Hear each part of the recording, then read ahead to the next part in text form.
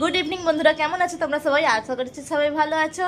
আর এখন ঘড়িতে বাজে দুপুর 2টো। আমাদের সব খাওয়া দাওয়া হয়ে গেছে, হয়ে যে এবারে একটু শোবো বলে রেডি হচ্ছি। আর আজকে দুপুরের রান্না হয়েছিল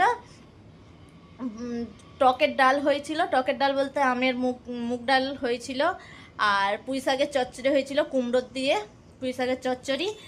আর পটল ভাজা, করলা ভাজা, এই হয়েছিল রান্না। আর গপুদের ভোগ লাগিয়ে দিয়েছিলাম, লাগিয়ে তারপরে শুয়ে দিয়েছি। তারপরে আমরা গপুদের ভোগটা খেয়েছি।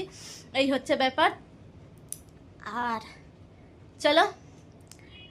আর আজকে খুব রোদ উঠেছে, খুব রোদ উঠেছে, বিরাট গরম, বিরাট গরম, টিকা যায়নি। বিরাট রোদ, বিরাট গরম। আর হাতে গোনা আর 10 দিন বাকি আছে, 10 দিন বাকি আছে দেশ যেতে।